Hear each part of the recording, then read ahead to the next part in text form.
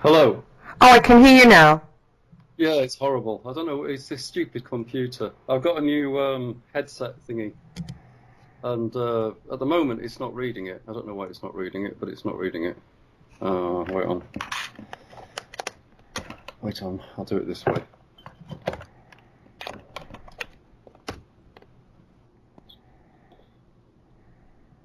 Come on, give it. There you go. You can see me? Yes, yes, yes. Yeah, that's good. So your new headphone, JBL's really nice, but needs a new driver. And I put it in, and of course the computer doesn't see the new driver. Yeah. Oh, I see. Well, Yeah. great. Welcome to the podcast. And Are you it's. gonna have all that in the front of the podcast? Uh, uh, It needs editing, surely. No? Sorry, am I going to what? Are you going to keep all that garbage at the front of the podcast? Or do you want Oh, me to edit it? yeah, you could edit. Yeah, thank you. Okay, so maybe start again then. Okay, sorry. Okay. Welcome to the podcast. Hello, how are you? Yeah, good. Good. Getting on well. Yeah. So what have you been up to? Because I haven't spoke to you for a while.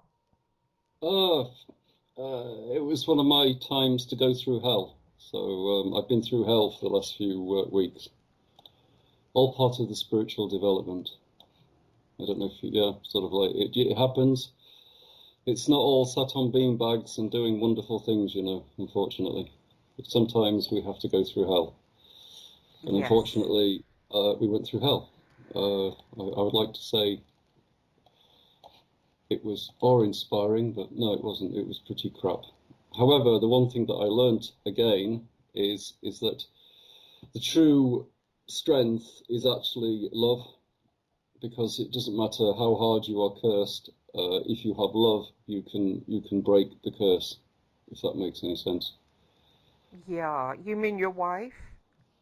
It's not just my wife. It's also who you allow into your life. It's really important to understand who you allow into your life, because essentially, um, love isn't just something which is monoscopic. It's universal, and essentially, how you allow energies into your life dictates the type of life that you have. Okay, so if you are surrounded by love, it makes it very difficult for somebody to curse you. This doesn't say they can't curse you, because both me and JS were cursed at the same time. Okay, I threw mine off. It took me about 2 weeks to do it. However, I did it through using ritual, but mainly also understanding that the love of the gods that I am with and the love of the people would pull us through this, and it certainly did. Yeah, okay, but essentially, without love, it's a waste of time. Anything, I'm afraid. That may sound very hippie and drippy, but it's kind of that's how it is.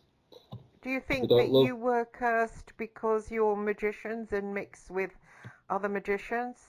yeah, absolutely. It's sort of like it's the trouble is that the worst thing about witchcraft is other witches, because if you are going to concentrate on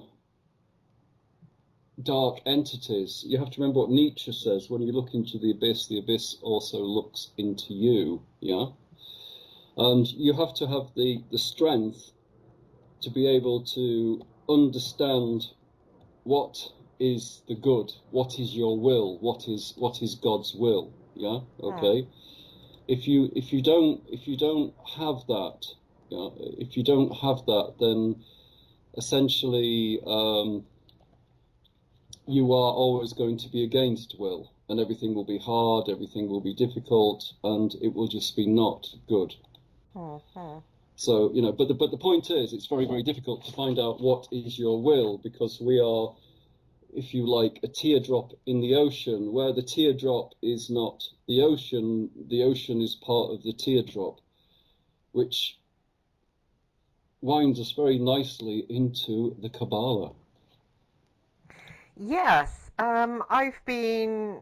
I've been working on that. Well, I've been trying to work on that for a while, and I found a book by Will Parfit called Living Quaballah, and I started by drawing my little drawing of the Tree of Life, and I was looking at it, and I Yeah. thought about Malkuth, and I thought about how much I dislike Malkuth because I don't really like being alive, the physical life. I find it, if you've got money, must be great, but if you haven't, I find it a struggle. So I thought I really disliked Malkuth, but then I was going through the exercises in Will Parfit's books, specifically the ones where you have something nearby to drink, and something to look at, and something to smell. And when you drink the drink, you're supposed to really feel not thoughts that come up or feelings, but just the drink itself, and not even the taste. And so I did that, and then I did the smell, where you're supposed to not let it evoke things in your mind, but just smell it for the smell, where you can literally feel the molecules of your nose and the molecules of what you're smelling. And that's Malkuth. And then to look at a photograph, I looked at a photograph of my son, but without letting thoughts or feelings come into your mind. And I realized that I really tasted the drink. I tasted the orange juice more than I would normally, because normally things like thoughts would come up like, oh, this is good for you, and I wouldn't be tasting it. I'd be thinking, this is good for you, or this is not good for you. And then with the smell, I would let it evoke certain things, like, oh, you can't afford this anymore, or stuff like that. And so I wouldn't really smell it, but smelling it without that, I was smelling youth dew perfume, and I was really enjoying it, the different nuances of it, the fact that it's got a story behind it in itself, not my story, but its own story. And then lastly, I was looking at a picture of my son that was taken when he was being King Henry, a play at school. He's only like 10 years old. And when I normally look at it, I think things like, oh, he's older now, what a shame. And, that's such a nice time. So I'm busy feeling sadness. And then when I just looked at it, just looking without thinking, feeling, I realized there was loads and loads of love in his eyes. And I wasn't even seeing it when I looked at the photograph. So it made me understand about Malkuth, that Malkuth is just physical. And because I did those exercises, I was sitting in a friend's car, and suddenly, just for a few minutes, I felt the leather of the car. I inhaled the leather. Then I looked at him, and I was just absolutely in the moment, more or less like mindfulness, which I think is what that means, to stay in Malkuth. The Normally when I'm with people, I'm thinking of this, the other. Even when I'm watching TV, I can be thinking of shopping lists or what I have to do. And it made me, I found it very, very enjoyable to be present in the car with my friend. We were going somewhere nice. It was a nice day, and I really enjoyed it. And it made me see that Malkuth isn't my problem. The physical world is just a physical world, and that my problem is actually in Yesod, with the myriad of things that are Okay. stored. May I interrupt here? Oh, Which magician has been telling you for years that your problem is in Yesod? you.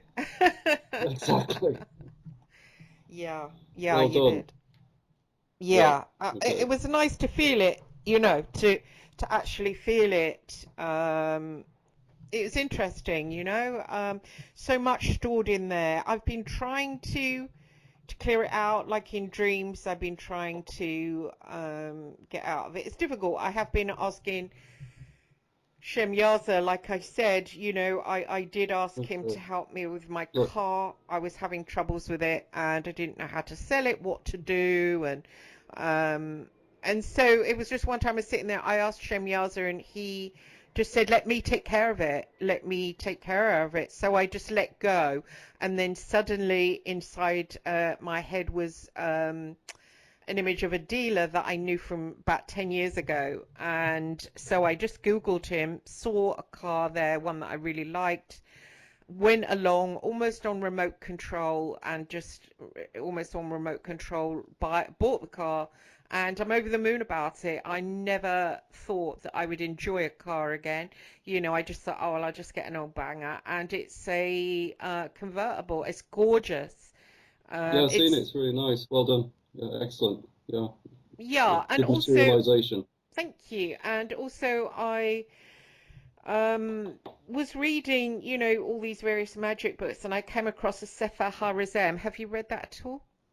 Yeah, yeah. It's essentially it's to do with the Jewish religion. But if you really want to understand the tarot, there are two books that you should read. One of them is A Garden of Pomegranate by Israeli Regardie, Hmm. and the second one is Pathworking on the Tree of Life by Dennings and Phillips. Right. I mean, essentially, they're kind of like really the Bible as far as as far as sort of like tarot is concerned. Yeah. Okay. Hmm. Yeah. So And like, what do you think of Raziel? Because I found him in that book, and I was confused about whether he was a good angel or a bad angel. He talks about spells like ripping out the heart of a lion, but then on the other hand, he sings the praises of Yahweh, and you know, so it's like it's hard to tell whether he's good or bad. But he did come to me in a dream and say that he had reached out to me, and I'd come across lots of books where he was featured, and then he said he wanted me to reach back to him. So I was looking for a sigil, but I didn't see one online that made me, you know, really feel a connection to him. I mean, what do you think of Razia? Oh, that's nice. that's it. That's the sigil. Oh, where did you get that from? It's my job. So what do you think of Raziel, that he talks about cutting out the heart of a lion, yet sings the praises of God? He's strange, isn't he? Well, actually, you have to read Milo Duquette. I think it's Low Magic, and he describes the system. Uh, Essentially, everything is realistically down to us. Okay, so you know all gods have duality, be it a sun god, be it a moon god, you know, be it whatever. They all have duality. Essentially, they are energy. Now, if you approach that energy with a dark side, then you will attract the dark side of the god, and vice versa. If you go with the light side, then you attract the light side of the god. I mean, Madame Blavatsky speaks about this. You know, she says that realistically, all the gods that we understand are gods are really elemental spirits, even though they are attached to planets. Because if you actually think of the size of the cosmos, and then you think of the creator of the cosmos, then all they can be is literally spirits. Hmm. They are gods within their realms of consciousness in the same way that we are gods within our realms of consciousness. But if you like, the Brahman is the entire universe. Okay? Hmm. So realistically, part of the entire universe is yourself, which is also the creation of the gods, which is the creation of everything that you understand in your universe. Essentially, that's Malkut, really. It's the universe you have created, in a nutshell. Oh, right. And how do you move up because the idea, I believe, is to move up the tree of life to the top where you don't have to be reincarnated anymore? Well, once again, it's sort of like, you know, it's understanding your, if you like, your perspective. Yeah, okay. Like for example, you know, you have to find the easy way to do it. Okay, I mean, but that's why I recommended these books. Okay, but realistically, The angel of the lowest Sephirot is Sundarpan. Okay, one would communicate with Sundarpan and then find how to move through Yesod, which is then Gabriel. After one has found how to move through Yesod, then one would contact Michael. Yeah, if you wanted to go to the left-hand side, you would talk to Raphael, Samiel, and there are, you know, if you wanted to reach the highest level of consciousness, then you would be contacting Meteron. Yeah, I mean, it's each Sephiroth has an angel, but each Sephiroth is an element, if you like. The safest way to use the Quaballah is the middle pillar, which is Sundarpan, Gabriel, Michael, and Meteron. Yeah, but then the pillars are divided. The left-hand side is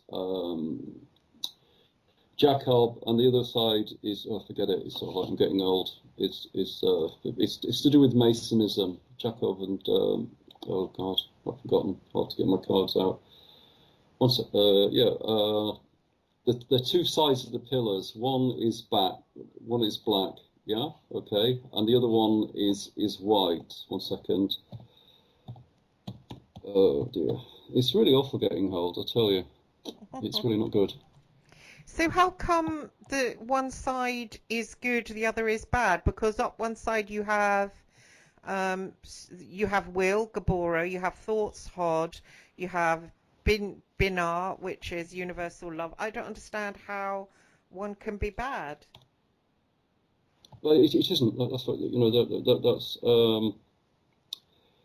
Jocelyn and Boaz. There you are. It came to me while I looked at the picture. Jocelyn and Boaz. I mean, essentially, you have like two. You know, Jocelyn is more the, if you like, the sort of ethereal,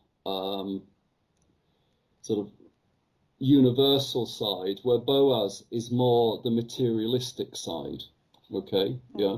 I mean, that's the thing about sort of Satanism per se. It's always supposed to be more materialistic. Hence, that's why they call it the left-hand path. Yeah, okay. Where the other side, Boaz, is the more spiritual and the more developing. However, it doesn't really matter what side you take, because both beginnings and both ends are the same. Yeah. However, it's more complicated than that, because when one starts to journey through the Quaballah, you have to understand what is the elements behind the Quaballah and what's the angel. And a very good way to do this is through tarot path working, because the tarot can be used to work with the tree of life, especially from sort of like a Western viewpoint. Yeah, okay, because you have to have something to, you know, to sort of like materialize on. Yeah. I mean, so when one goes into, say you leave Malakut, then you go and you look at card 21, which is the world, because that's what Malakut is. But then you look at all the elements that you understand to be the world. But the trick with the Quaballah is that you exhaust all the elements that you know, and then a new element will be introduced to you. Okay, yeah. So you know that's roughly how it's done. Then when you go into Yesod, Yesod is represented by the moon. You know, it's sort of it's you know that, but you're working the paths. So you know, sort of like the moon path goes from Malakut through to the left-hand side. Yeah, okay, but literally, it's really far more complicated than what you think, to put it bluntly. You know, I mean, sort of like you know, sort of like number 8 in the Quaballah, in the Western system, is perfection, where number 7 is hidden. Yeah, okay. Number 9 is pure Um, it's sort of like 10 is our resident, 6 is meditating, and 1 is mystical. But once again, I mean, all these sort of belief patterns are incredibly limiting. I mean, the thing is to go into the Quaballah and have really no idea of what's going to happen, if that makes any sense. Because the idea is not for your mind, it has to be for, like, if you like, the higher mind. Yeah? Right. If that makes any sense. Does that make any sense? Yeah, the higher mind comes to play on yours. Well, okay, complicated. Like I said, if we go back to the teardrop in the ocean, the teardrop is part of the ocean, and the ocean is part of the teardrop. It's absolutely impossible to divide which is the teardrop and which is the ocean now. Yeah, both have got salt, both are water-based, both are, harmoniously combined.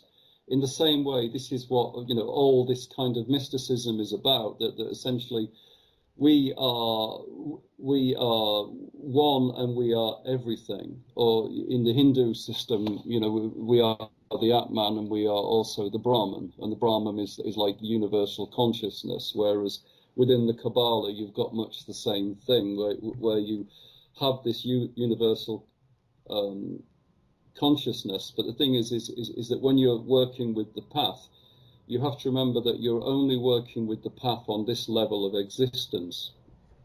And so when you're working at the tree of life, say, for example, and you're sort of like, where is it? Let's have a look.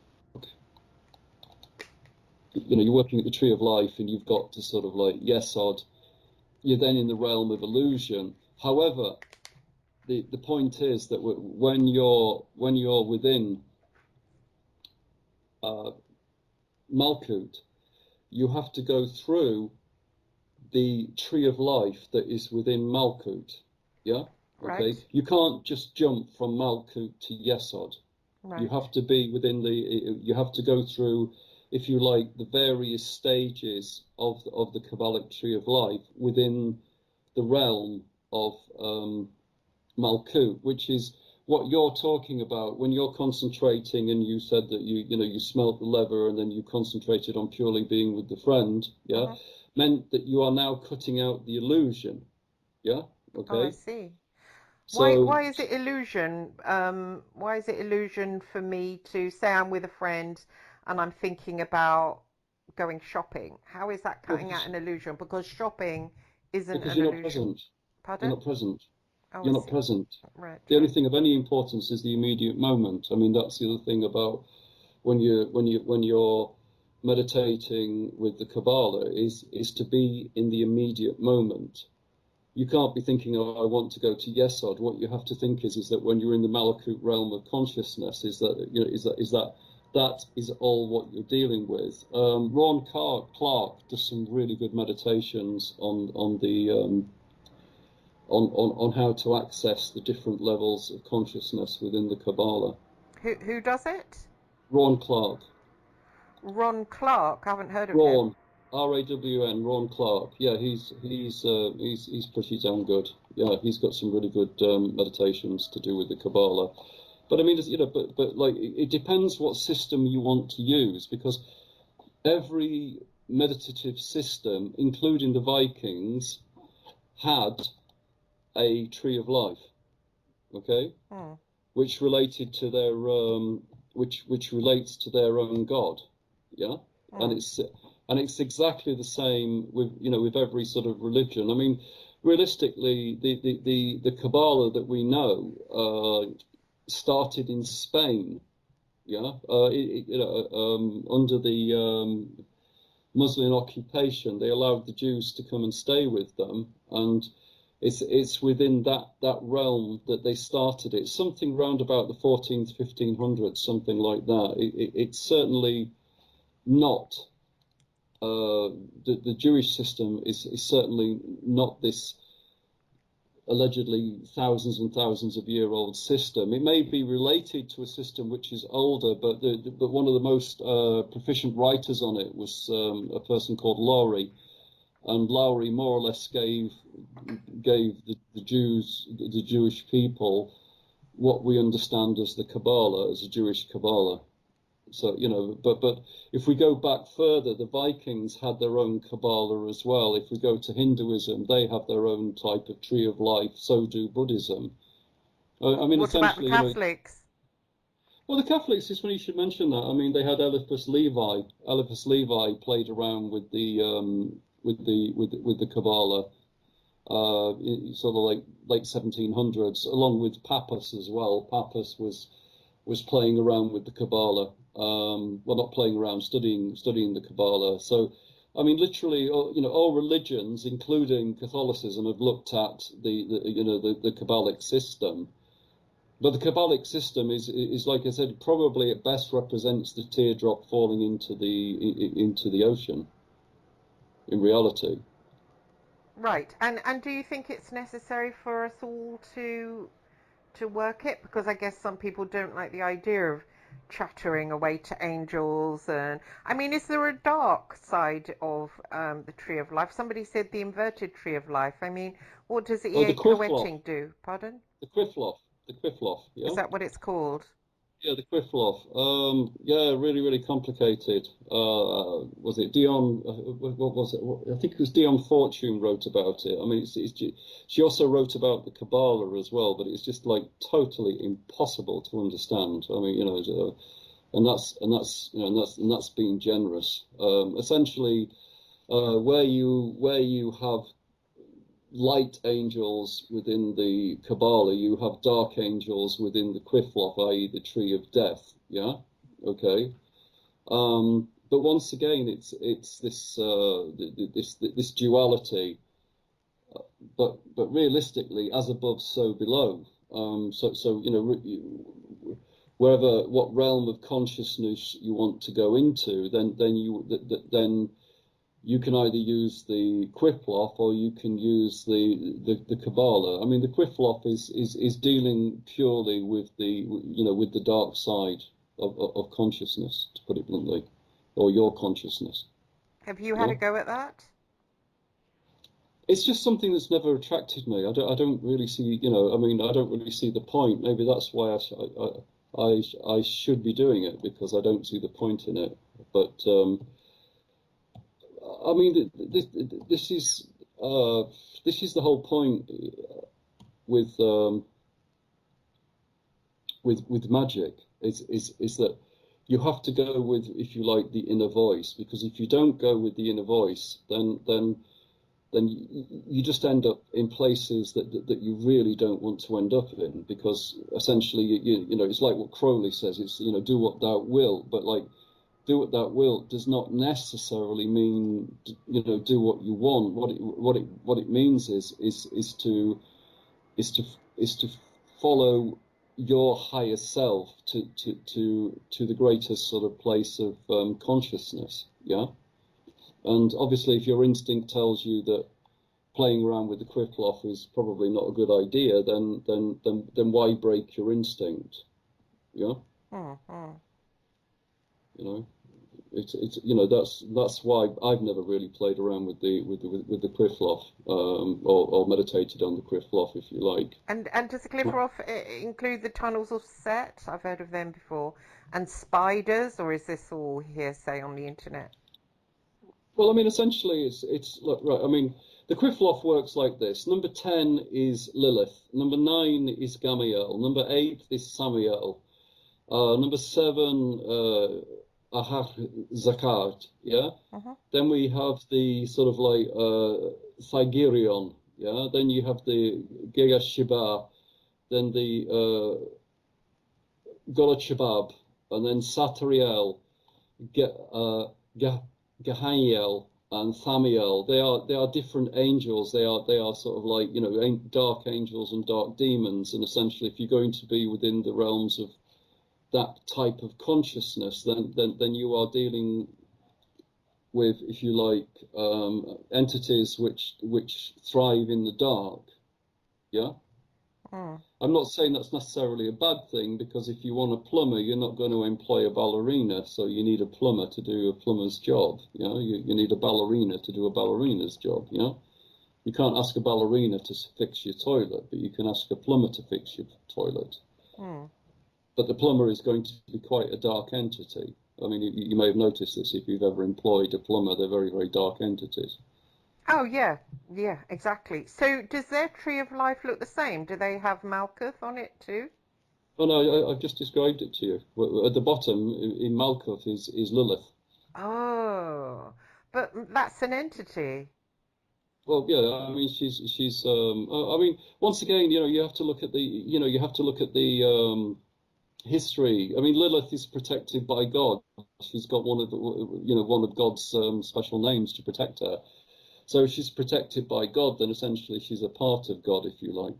Hmm. So it's it's it can be very misleading for people who are going into any form of occultism, because essentially they don't really understand. I mean, in fact, I get quite angry because they go, "Oh yeah, I'm a Satanist. Yeah, wow, wow, wow, wow, wow," and you go, "Well, do you know actually what Satan is?" Yeah, yeah, he's the enemy of God. I said, no, he's selected by God. You Hmm. know, yeah. If you read Job, he selects one of his angels to be Satan, to be the adversary. Yeah, Hmm. it's one of his own angels. So there is a very strong duality. As I said in the beginning, however you approach an entity or a god, you either invoke the light side of it or the dark side of it. Hmm. Yeah, So do you in think much this. do you Yeah, think sorry. maybe at the end we have to understand everything? Well, yeah, that's the idea.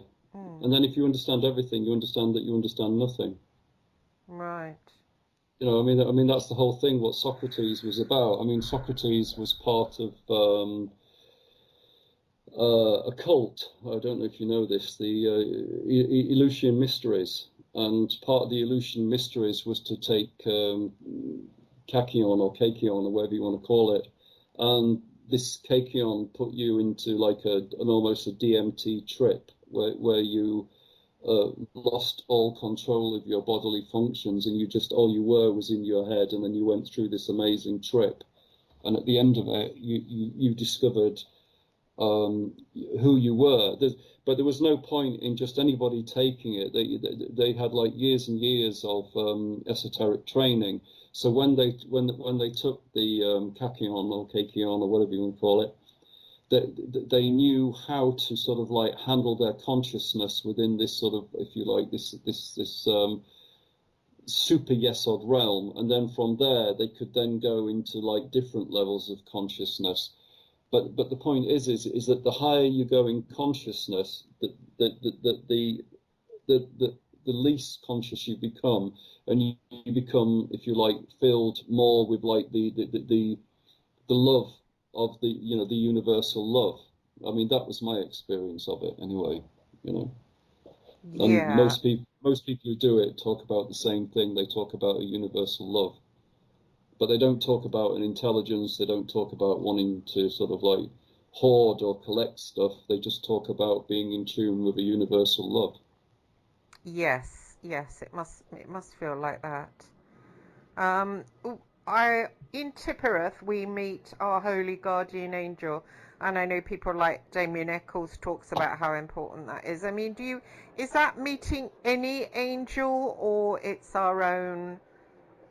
Well, I mean, essentially, like I said, I mean, the only analogy I can give to you is that we are a teardrop in the ocean, yeah, and the Mhm. ocean, but we are part of that ocean. So, you could say that the angel that you meet is actually part of you.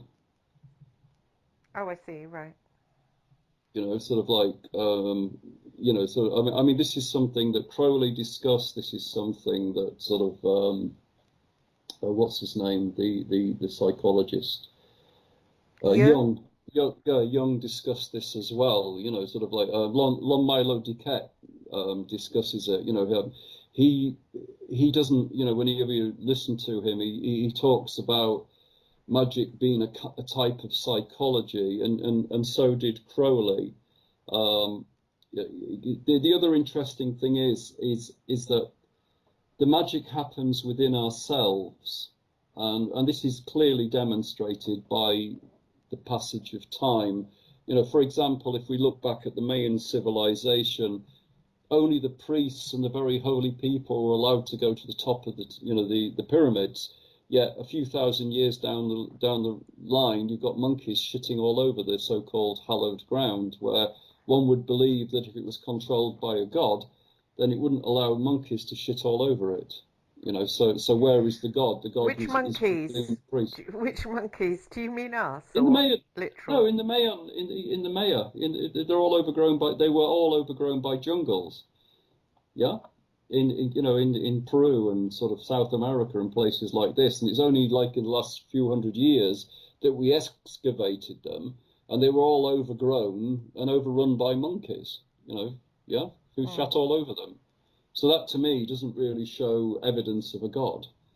That shows to me evidence of people simulating something to believed as holy, because surely if it's holy, God wouldn't allow it to be grown over and shot all over by monkeys. Would you not think? Yeah, yeah.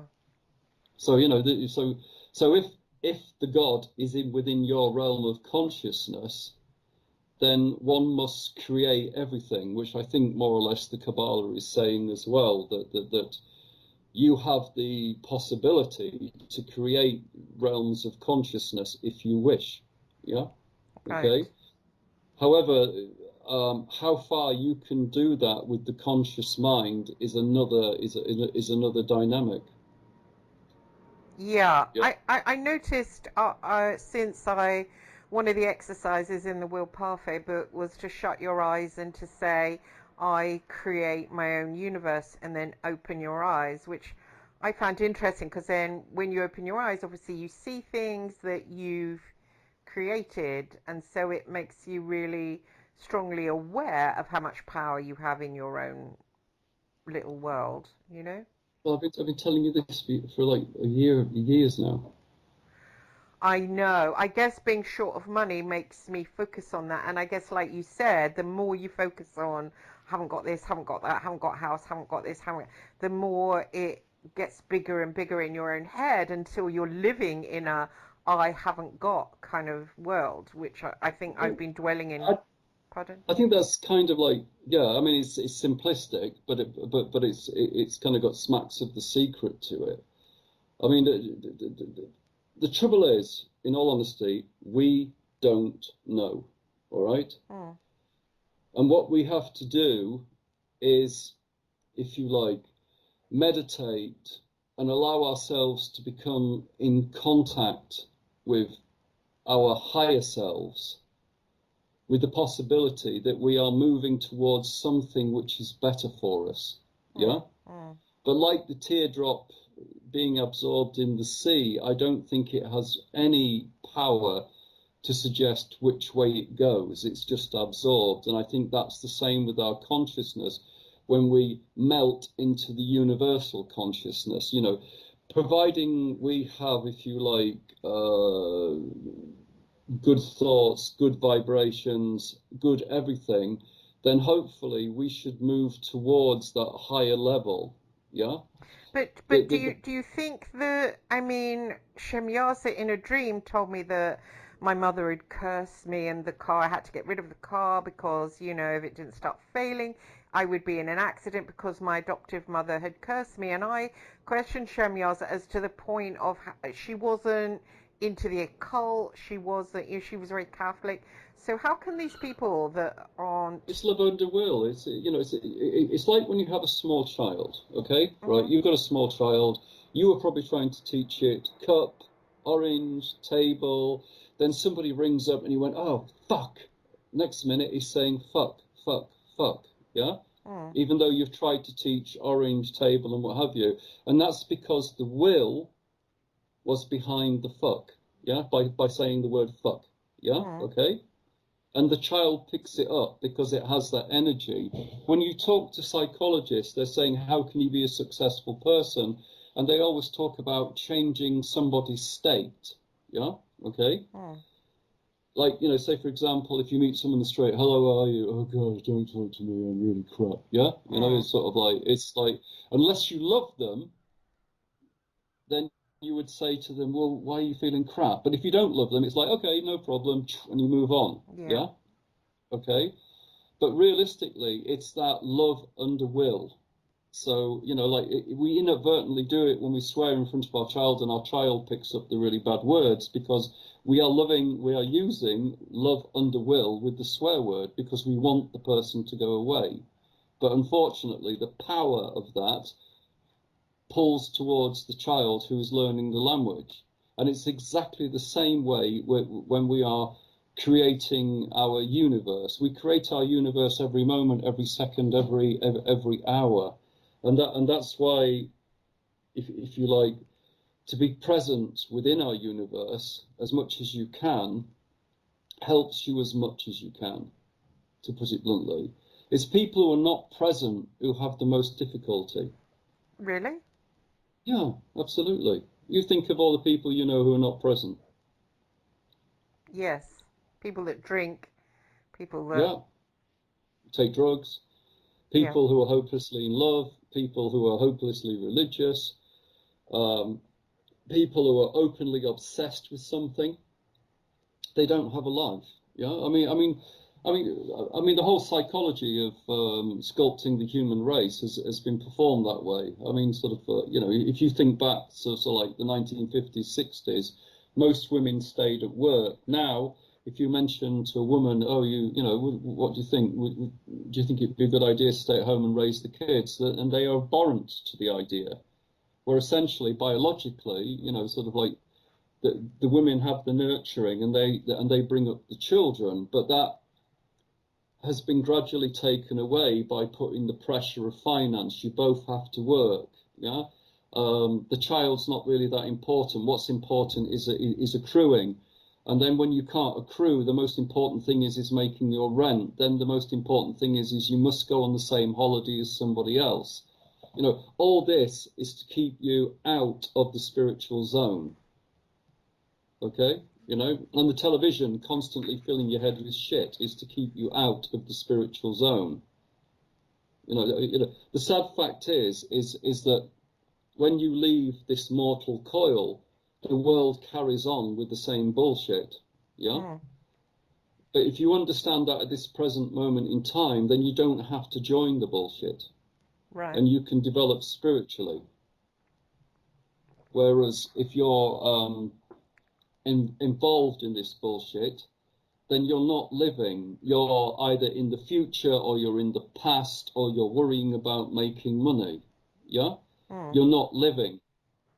You're not even existing. You are, if you like, you have no will and you have no love, and all you can do is get up at 6 o'clock in the morning, travel 2 hours on the tube to go to a job that you absolutely hate, where there's maybe one or two people you have something in common with. And if you try and talk about anything spiritual, they just look at you like you're a moron.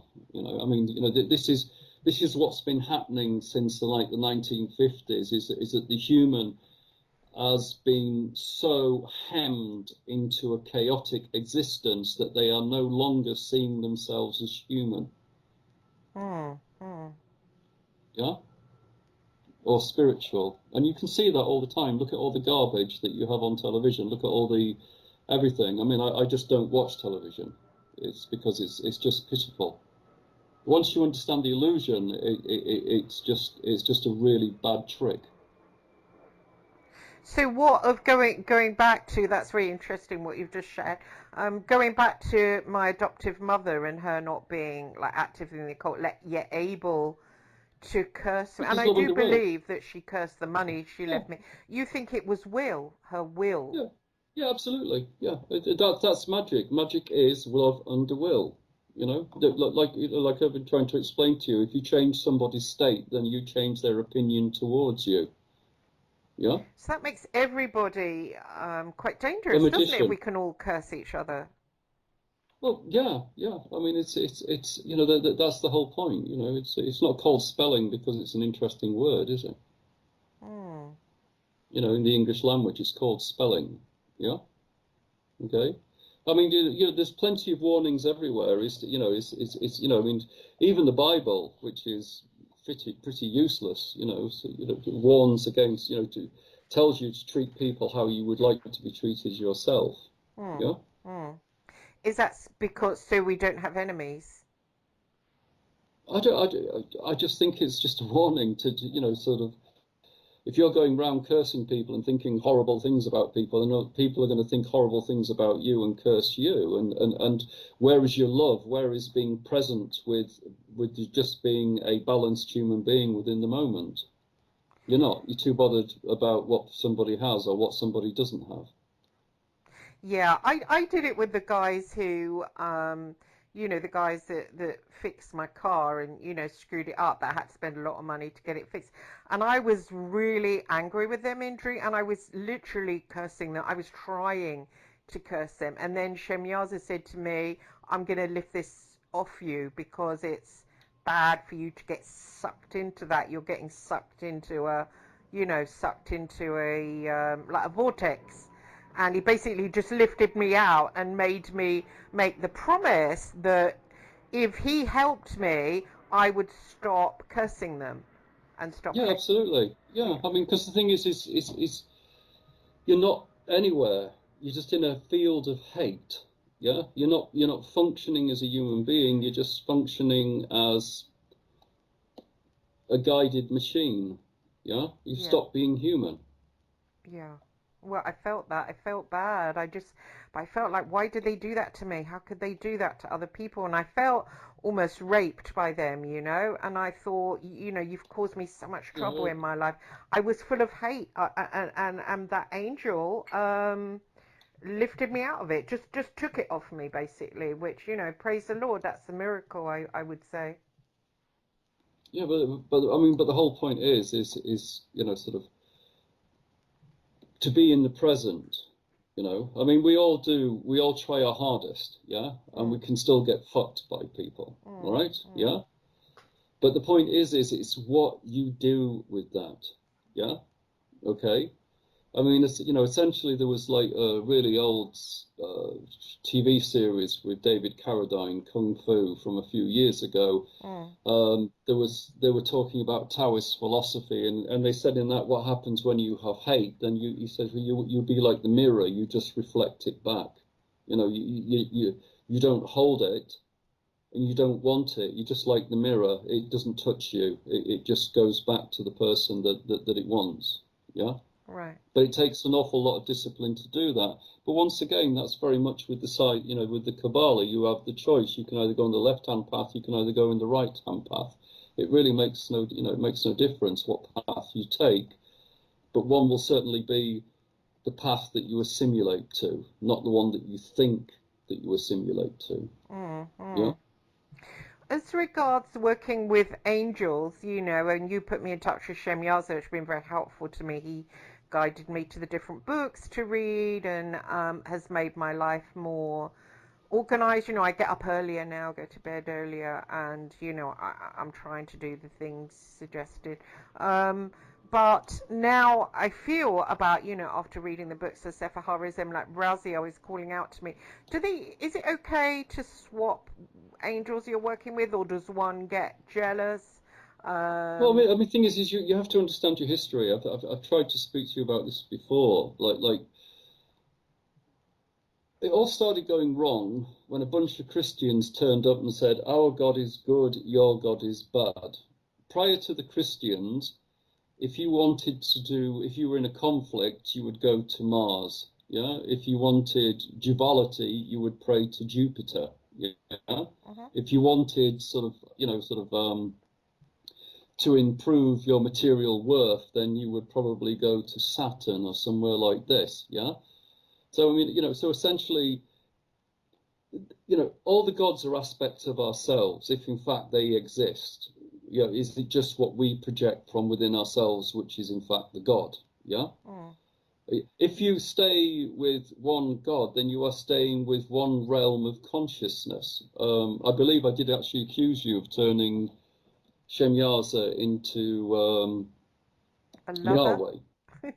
No, Yahweh, Yahweh. You dealt with him the same way as Yahweh. The point is that you're dealing with consciousness, and if that consciousness isn't working for you, then you change consciousness. Yeah. But I guess Shemyaza has been helpful and is ongoing helpful. Well, see, once again, it's like you talk like an addict. On one side, you say, I want to try and talk to Raziel. On the next side, you say, I can't give up Shemyaza.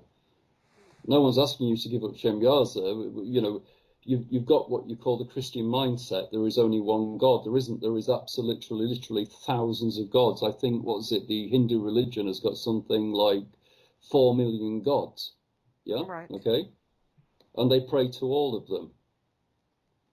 These are all aspects of ourselves, because, like, trust me, when we die, the gods die with us. I mean, the Mayan gods, they used to slaughter people by the thousands to make sure the sun came up. And they used to say, on top of our pyramid is hollow ground, and when we chop your heart out and hold it to the sun, it's because you've been chosen to be on a higher level of consciousness. No, they weren't. They were just coked up murderous bastards who were killing people. Yeah? And they were probably using that kind of psychic energy to develop stuff. I'm not denying that to one sense, and I'm not denying they probably formed gods by using this kind of psychic energy. For example, in Africa, there are very dark jinn workers, and what they do is, it's really quite horrific. They sew a cattle's mouth shut, and then they burn it to death. And while it's burning, they beat it as well. Okay? Oh. And they believe that all this frustration and anger will feed the jinn that they are creating, so they then can let that jinn loose on the person they want to destroy. Yeah? But whether or not the jinn is them, or it's a part of them that they can connect through this cruelty, I mean, the book's open. One of the jinn masters I know can make jinn materialize. Is he pushing his own consciousness, or is he pulling, or part of his consciousness is pulling the part which is actually jinn? Once again, we're back into the Quaballah. What is the state of consciousness, and what can you form? If you are forming something, then you are in probably the realm of Yesod. Yeah. Okay. Which is the realm of illusion.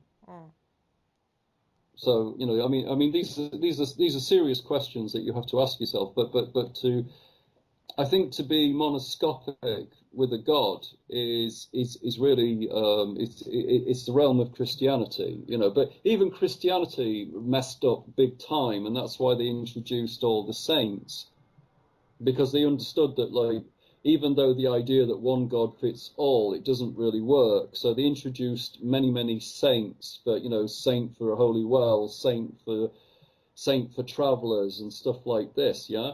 Because people like totemism, yeah? Okay? Like, for example, I believe the Catholic Church has got rid of him now, but when you used to travel, you used to have Saint Christopher in your car, yeah, in the Catholic Church, where they dropped that because I don't know why they dropped him as a patron saint, but they did. The most important saint, because in the 21st century, where you travel, they made you drop him. Yeah, okay.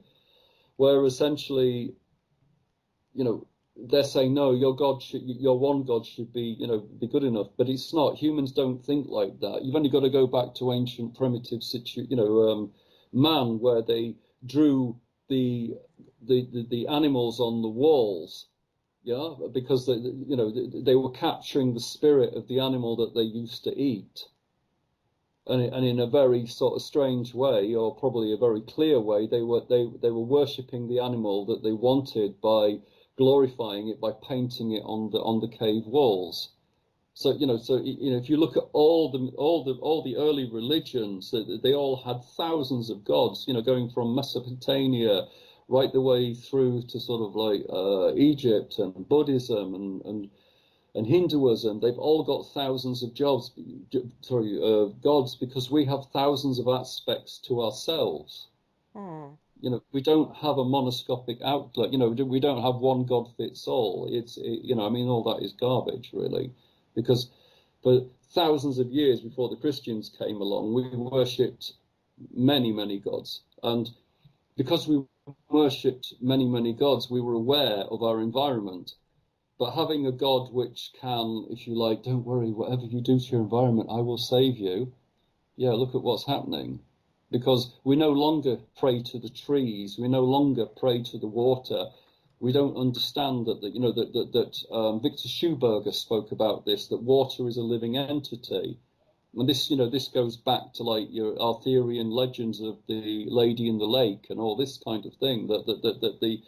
If we understand that our world is created by ourselves and we are God, we are Atman, we are Brahma, then essentially, yes, the water is a spiritual entity because we have put that spiritual entity there. But Christianity takes us away from that and puts us into a level of angst, where we don't think of what the environment is. We don't think of what makes our world better. All we think about is the materialism, if you like, the left-hand side of the pillar, the materialism, the greed. We don't think of the right-hand side of the pillar, which essentially is the universal force, and we certainly don't think in the middle pillar, which is essentially harmonizing both so that you can be, a better person. So, to just be with one God is in my opinion is a hangover from Christianity. I mean, we all have gods that we favour. That's no problem on that one. But there are many gods because there are many aspects to ourselves. And like I said, what is the God? Is it us, or is it a part of us that we project? Because I don't see any evidence of when the civilizations collapse that the gods continue. I mean, if you've read the poem by Shelley, Ozymandias, he says that. He says, "Look at you, man. All there is nothing is all that's left is nothing." Yeah. This was the Egyptian civilization, one of the most sophisticated civilization in the world, thousands and thousands of gods. Now you can go to the Sahara and find bits of their gods scattered in sand. Yeah. So where is the God? What God would want to see itself splattered in sand? Yeah. I mean, this is very much the Quaballah. Where are you? Where are you in the tree? Are you Yesod? Are you Tipreth? Are you Malkuvd? Are you whatever? Yeah. Are you going through each realm of consciousness at the same time? Yeah. Oh, it's interesting. So much to take in, isn't there? Also little, whichever way you want to look at it. Sort of like, I mean, that's the whole point. The whole point of developing magically is to be the best human being that you can possibly be. I guess, and to be the best human being is to be present. Very few people are present. Yes. I guess for me, I guess I start feeling grateful. And I do have that Christian Catholic thing where, I want to make a sort of statue of Shemyaza or Raziel and sort of kneel before it and all that, because that's was what was grilled into me. This is your problem. This is your problem. Yeah. Yeah. You're buying chips and calling it fries. Yeah. Okay. But you still got chips. Yeah. If you really want to sort of like eat healthily, chips are not on the menu, even if you call them French fries. Yeah. So, if you're wanting to sort of break the monoscopic Christian viewpoint, then you have to embrace, if you like, the whole Kabbalah. There isn't one realm of consciousness that you stay in. You probably go through all the realms of consciousness every minute of the day, but understanding what realm of consciousness that you're in can then allow you to improve yourself. Yeah. So, okay. So, would I be in Netzach with Shemyaza? Well, that I don't know. Seriously, well, it's feelings, isn't it? I'm not really your. I'm not you. You understand? Yeah. And I wouldn't even pretend to try and tell you that I'm you. That's not good. but one of the best ways, if you want to relate feelings to what do you call it, to the Cabalic tree of life, is to maybe use the tarot as a form of meditation for the path working. I've sent it to you. There you go. And then you can sort of like, if you like, focus on the card and associate with what feeling you have with that card and how it is related to the to the tree of life and to your journey at this moment in time. Okay. You know, if you want to deal with feelings. You know, Yeah. but realistically, if you're dealing with feelings, then you're in the realm of Yesod. So no matter how high you go, you're still going to be stuck in the feeling of, you're going to be stuck in the realm of Yesod. I guess with such a things like Shemiel and Raziel, I was reading about him, you know, especially if you read the Sephirot, you've got him talking, and I found myself like intoxicated, sort of like feeling of being in love, because they are sort of beings that are sort of different to us, and they seem intoxicating in some kind of way, and I can't help What's their myself job? They want energy, don't they? You know, I mean, sort of like, you know, you have to understand that sort of, you know, as above, so below, you know, but once again, you know, sort of like it or lump it, you're projecting into the God what you want. Yeah. Really? You know, yeah, of course you are. You know, sort of like, if I give you electricity, you can either kill somebody or make a cup of tea. Which one do you want to do? Yeah. Yeah. Mhm. So, you know, so whatever you want to do is your projection on how you want to use the electricity. In the same way, if you want to meet a God, do you want a vindictive God, or do you want a God of harmony, or do you want one that can help you spiritually develop?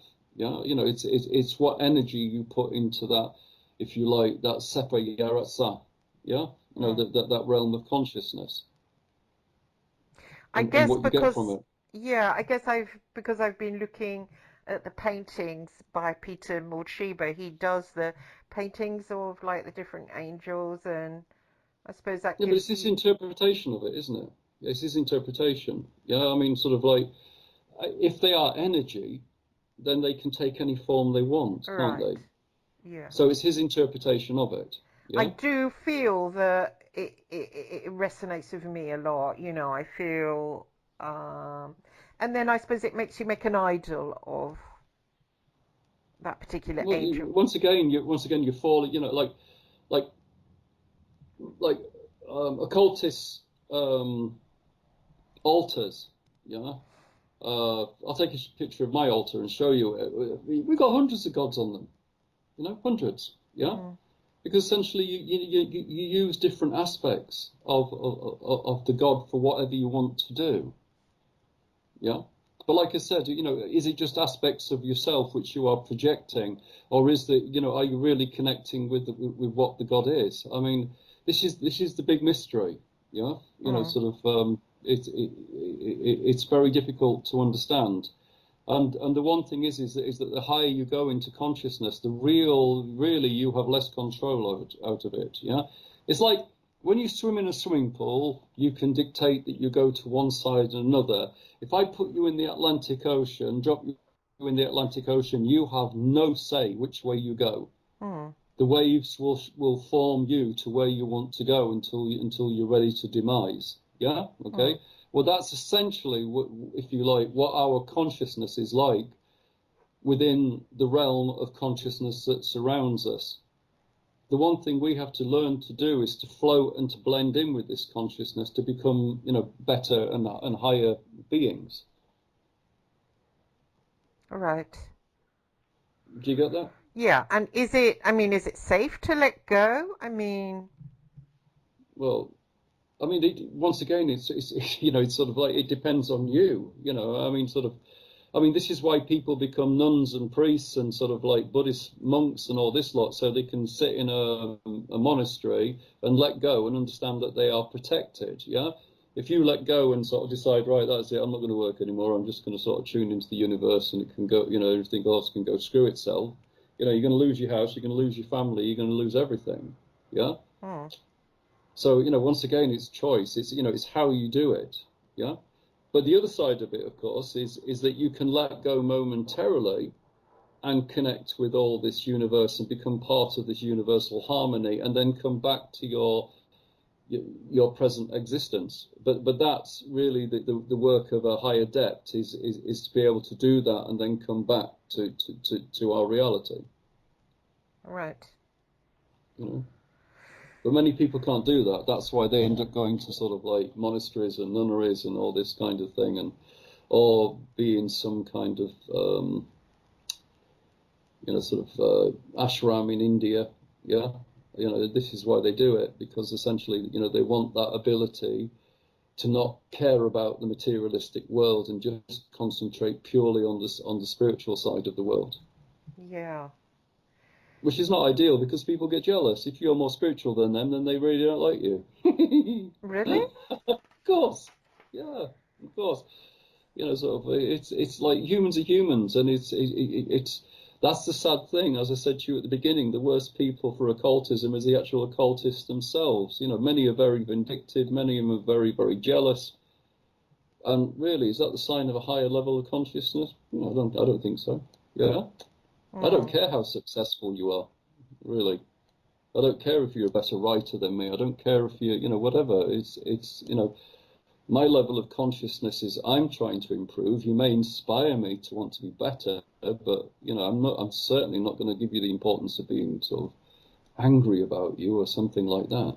Yeah. Because then I'm on your level of consciousness, which might be great, but it could be awful. So this is how it works. If you want to use the Kabbalah, you have to understand that you are every aspect of the Kabbalah, and the Kabbalah is every aspect of you. Right. In a nutshell. Right. Well, on there, I'll leave it, Brian. We've come up to our nearly 2 hours. That was interesting. Pardon? Sorry, I didn't realise it was 2 hours. Oh, hour and a half, I think. Hour and a half. That was really interesting, I thought. Yeah, you need to edit the front of the thing. But anyway, namaste, and I hope you find your path to enlightenment.